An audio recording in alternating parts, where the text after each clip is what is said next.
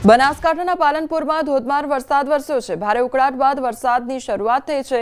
પાલનપુર સહિત આસપાસના સદરપુર, કરજોડા, લુણવા સહિતના ગામોમાં પણ વરસાદી માહોલ જામ્યો છે। શ્રાવણના છેલ્લા વરસાદને લઈ ખેડૂતો ખુશખુશાલ જોવા મળી રહ્યા છે।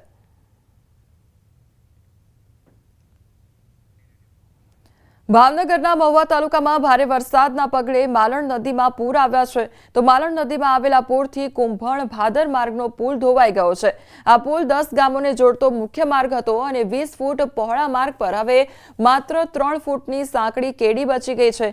તો સ્થાનિક લોકો જીવના જોખમે આ કેડી પરથી અવરજવર કરતા હોય છે। આ ઉપરાંત નદીના આસપાસના વિસ્તારમાં પણ મોટું નુકસાન પહોંચ્યું છે। જો કે સ્થાનિક વહીવટીતંત્ર હજુ ઘોર નિદ્રામાં હોય તેવું લાગી રહ્યું છે।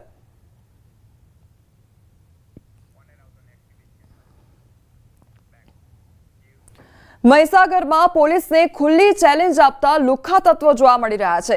7 થી 8 લોકો હાથમાં દારૂની બોટલ સાથે વિડીયો બનાવ્યો છે। એક બાદ એક દારૂની બોટલ સાથેના વિડીયો વાયરલ થઈ રહ્યા છે। પોલીસની ગાડી આગળ પણ દારૂ સાથે વિડીયો બનાવ્યો છે।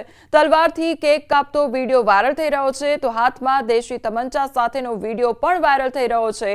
પોલીસનો ડર ન હોય તેમ બેફામ વિડીયો બનાવવામાં આવતા હોય છે। વિડીયોમાં દેખાતા યુવાનો સંતરામપુર તાલુકાના હોવાની શક્યતા સેવાઈ રહી છે।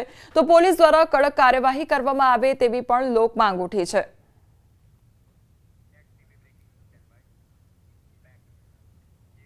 અમદાવાદની 7th ડે સ્કૂલ સામે એએમસી હવે હરકતમાં આવ્યું છે। એએમસી એસ્ટેટ કમિટીમાં 7th ડે સ્કૂલનો મુદ્દો ઉઠ્યો છે। શાળાની જગ્યા પર ગેરકાયદેસર બાંધકામ છે કે નહીં તેની તપાસ કરવામાં આવશે। શાળાને ફાળવેલ જગ્યામાં નિયમોના પાલન અંગે પણ તપાસ કરવામાં આવશે। જગ્યાની માપણી સહિતના મુદ્દે પણ તપાસના આદેશ આપવામાં આવ્યા છે।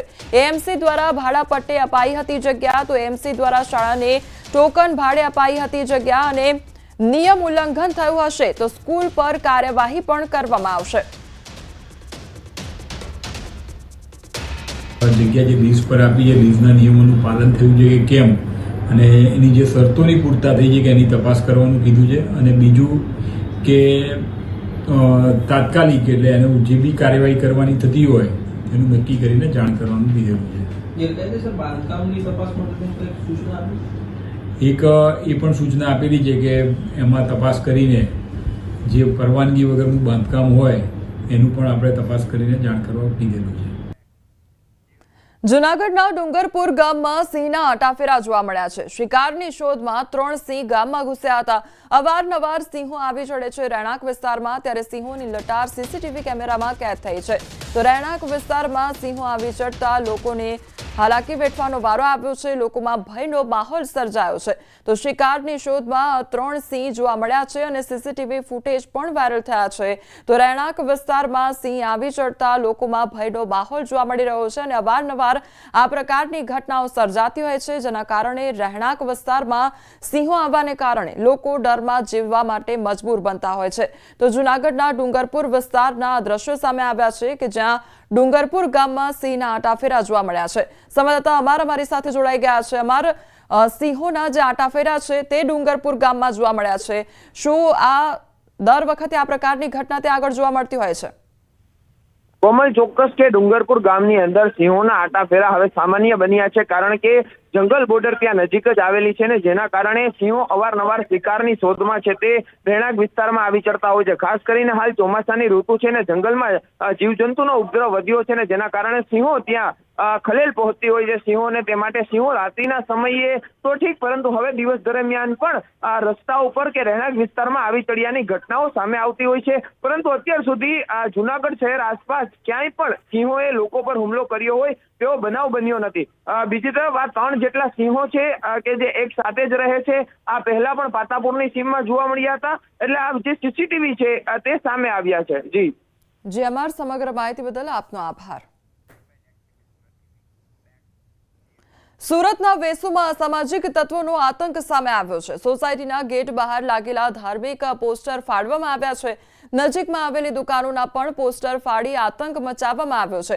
એક ટેમ્પો સહિત ઓટો રિક્ષામાં તોડફોડ પણ કરવામાં આવી। પોલીસે સીસીટીવી ફૂટેજના આધારે 2 આરોપીને ઝડપી પાડ્યા છે। શૈલેષ બારિયા અને શિવા નાઈકની ધરપકડ કરવામાં આવી છે। આરોપીઓને જાહેરમાં લાવી પોલીસે કાયદાનો પાઠ ભણાવ્યો છે।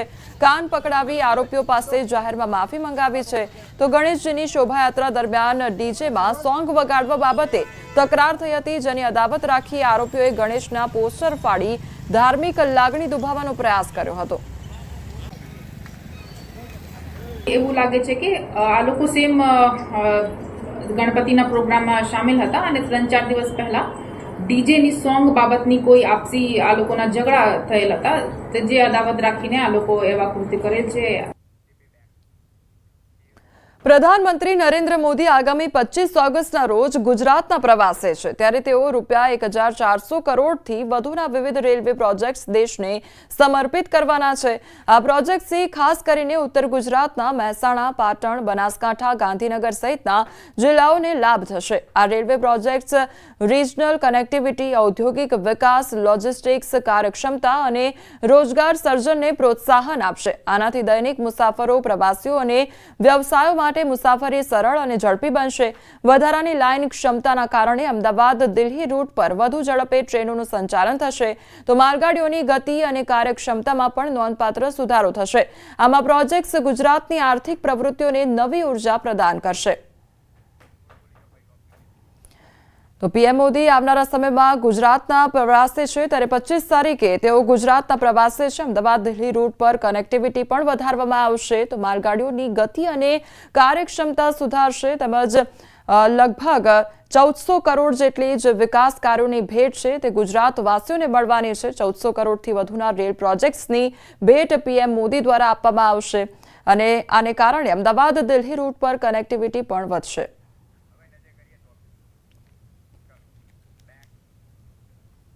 હવે નજર કરીએ ટોપ 3 હેડલાઇન્સ પર।